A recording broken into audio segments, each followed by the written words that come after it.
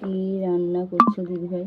আমাদের আজকের মুরগির মাংস রান্না হচ্ছে, আর ওই যে ফুলটা দেখালাম ওই ফুলটা আলু দিয়ে ভাজা হবে। রোজের খাওয়া যা হবে তাই খেতে হবে না। বেশি আলু দেবো, এই 1 থেকে 2টো আলু দেবো ভাজাতে।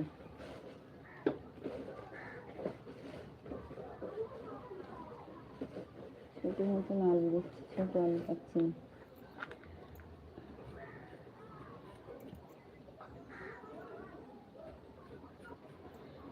এই ফুলটা ওই কুকুমনি দিদি ভাইও বলছে যে আমাদের ওখানে পাওয়া যায়নি। এই ফুলগুলো পাওয়া যায়, কি বলতো, বন জঙ্গলে পাওয়া যায়, হয়তো অনেকে জানিনি। ঠিক আছে, এই ফুলটা ভাজা করলে খুব সুন্দর লাগে। এই ফুল গাছটা আমি লাগিয়েছি। এই গাছটা কত খুঁজে খুঁজে এনে লাগিয়েছি জানো।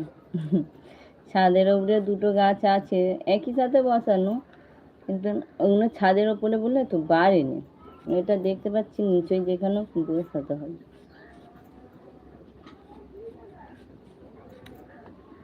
ছাদের উপরে 2টো গাছ আছে, নিচে থেকে লাগিয়ে ছাদের উপরেই তুলে দেবো।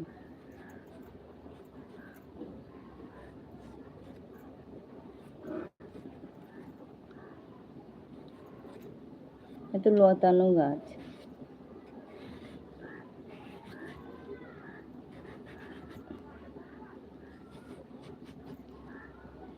ওই গাছটা,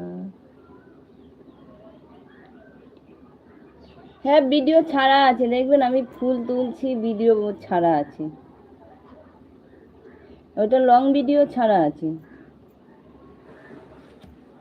আজকের একটা ছেড়েছি, এর আগেও একবার ছেড়েছি। এখন কি বলো তো, ফুলটা কম হচ্ছে। এটা হচ্ছে যে টাইমে সেই যে তোমাদের এদিকে বড়ি বলে মনে হয়, আর আমাদের এই যে সাইডে কুল বলে, ওই কুল গাছও হয়েছিল, অনেক হয়েছিল সিজনের সময়, ওই সিজনে অনেক হয়েছিল। আর এটা তো মানে মানে সেরম সিজন না, ওই জন্য এটা কম কম হয় এখন। আর সিজনে অনেক হয়েছিল।